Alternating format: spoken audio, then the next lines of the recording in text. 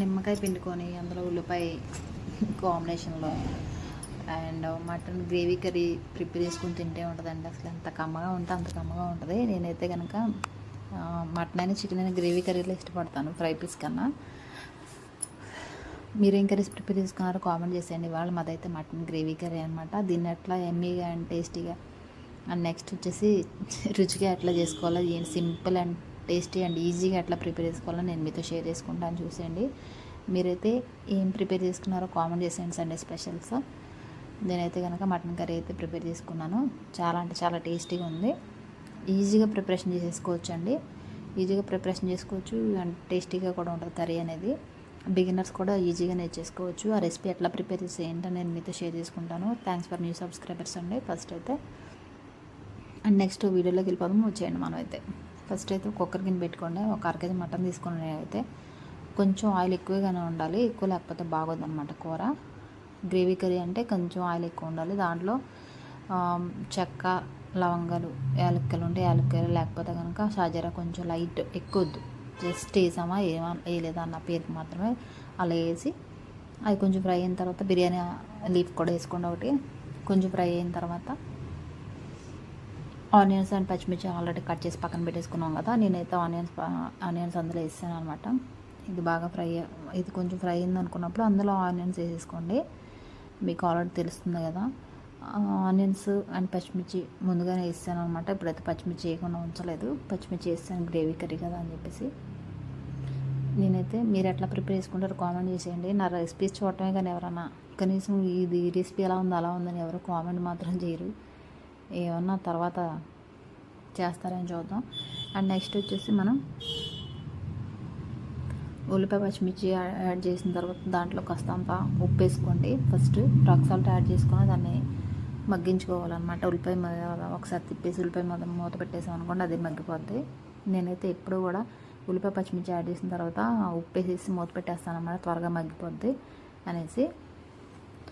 And అలాగే మంట మాత్రం ఫస్ట్ ఉల్లిపాయలు వేసిన తర్వాత హై ఫ్లేమ్లో పెట్టుకొని తర్వాత మీడియం ఫ్లేమ్లో పెట్టేసుకోండి. లేకపోతే మా ఉల్లిపాయలు మాడిపోతాయి. జస్ట్ ఒక 5 minutes అటు ఇటు వెళ్ళినా సరే కూర అంతా చెడిపోద్ది అనమాట.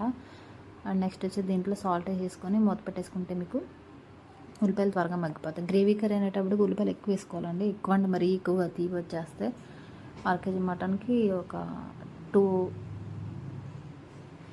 ఆనియన్స్ వేసుకుంటే సరిపోద్ది. పెద్దవి 2 ఉల్లిపాయలు వేసుకుంటే సరిపోద్ది. ఒక 7-8 పచ్చిమిర్చి యాడ్ చేసుకుంటే సరిపోద్ది అనమాట. స్పైసీనెస్ కావాలనుకుంటే కారం యాడ్ చేసుకోండి. లేకపోతే పచ్చిమిర్చి వేసుకుని 1 స్పూన్ కారం యాడ్ చేసుకుంటే సరిపోతుంది.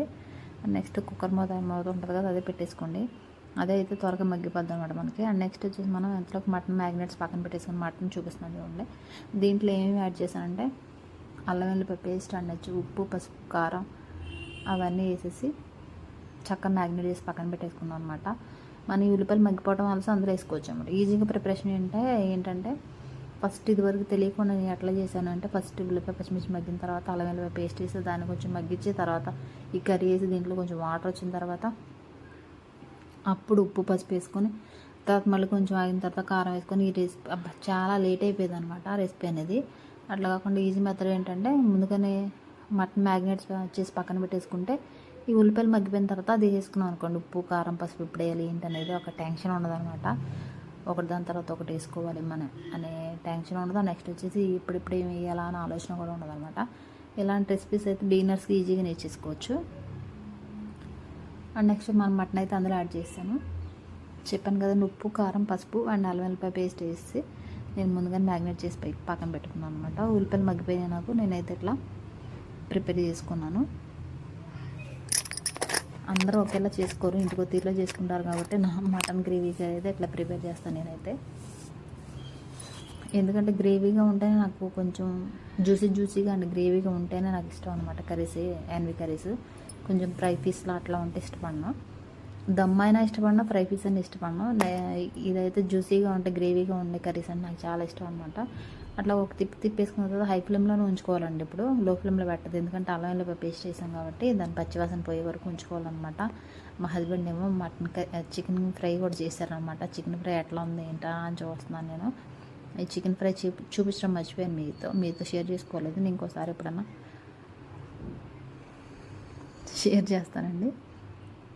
సూపర్ ఉందని చెప్తున్నాను అనమాట. బాగానే ఉంది, బాగానే కుదిరింది అనుకున్నాను. రైస్లోకి అయితే ఇష్టం ఉండదు, అంత తినాలని ఇష్టం ఉండదు. ఎందుకంటే ఎందుకో గ్రేవీ కర్రీస్ ఇష్టపడే వాళ్ళం ఎలాంటి కర్రీస్ ఇష్టపడలేమన్నమాట. నెక్స్ట్ వచ్చేసి మన మటన్ కర్రీ అయితే దాంట్లో బాగా వాటర్ వచ్చేసింది కదా, అట్లా వాటర్ రావాలన్నమాట కర్రీ వేయంగానే.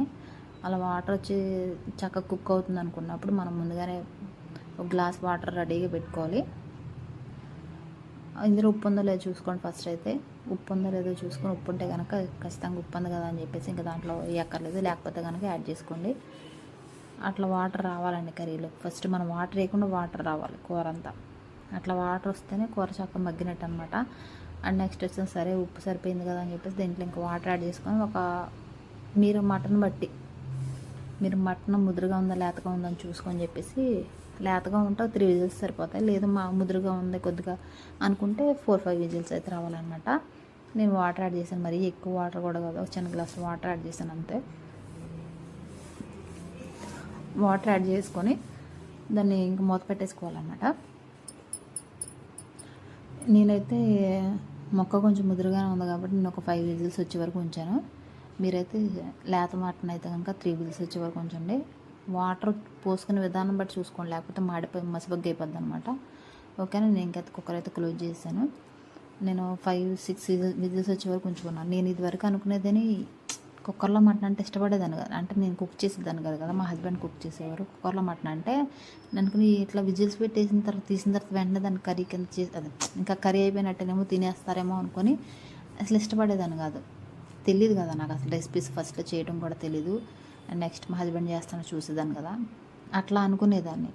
తర్వాత తెలిసిందనమాట అలా కుక్కర్ విజిల్స్ పెట్టి తీసేసిన తర్వాత దాన్ని మళ్ళీ కుక్ చేసుకోవాలి అని చెప్పేసి.